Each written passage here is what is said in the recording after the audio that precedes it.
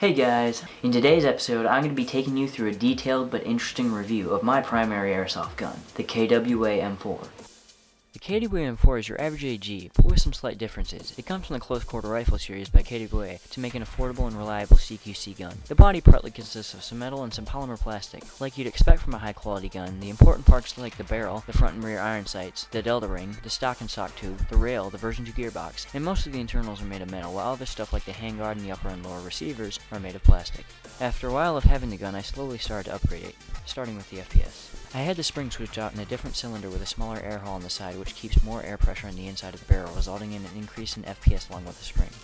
A while after that, I had the idea to change my gun to something completely opposite what it was originally designed for. After being attracted to the recent growing interest of DMRs in the airsoft community and being inspired by the fairly new movie Lone Survivor, I determined I would upgrade my M4 to a marksman rifle.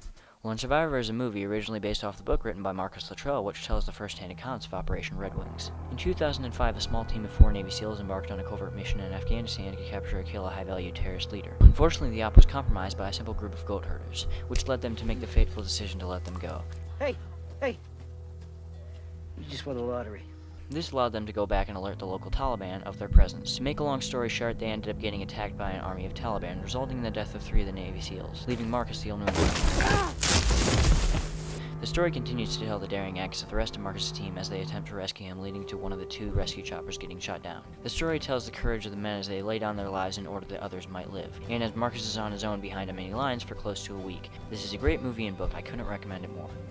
After changing the spring and cylinder, I could move to the next steps of upgrading the gun. The next thing I got was a Mad Bull version 2 precision inner barrel. This helps increase the accuracy and range and even slightly raises the FPS. The length is 590mm, which is close to an M16's inner barrel length. I got a Lancer tactical suppressor to cover over the end of it since it was protruding out of the outer barrel. Unfortunately, I measured it on paper before I even ordered both of the products, and I didn't think to add the small half-an-inch difference without the flash hider on.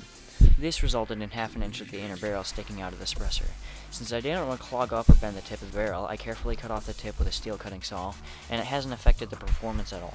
I've manually made some other modifications to the gun. For example, since the battery is wired to the handguard and I use a mid-powered battery for fast trigger reaction, my battery, which is a giant 2000 mAh 9.6 volt, is too big to fit in a tiny handguard, which forces me to widen the front hole in the bottom half of the handguard so I could fit the wiring to the outside, allowing me to change multiple batteries without having to open the handguard.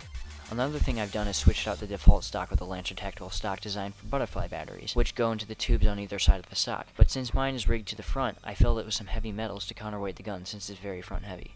To go along with the rifles in Lone Survivor, I put a rail piece in the bottom of the handguard which holds a screw-on foregrip and a UTG tactical op bipod, so I can stabilize my gun in a stationary position, and if I need to do a lot of moving around, I can have a stable shot while using the foregrip. I also put a cheap Walmart flashlight on the handguard. Not only does this light have a bright LED beam for night ops, but if you press it again, you can either have a fixed red light or a blinking red light for kill identifier, or even a blinking red light showing SOS and Morse code if you're in a really desperate situation. Due to the fact KWA makes their mags different from others for business purposes, it's hard to find mags that work for the gun.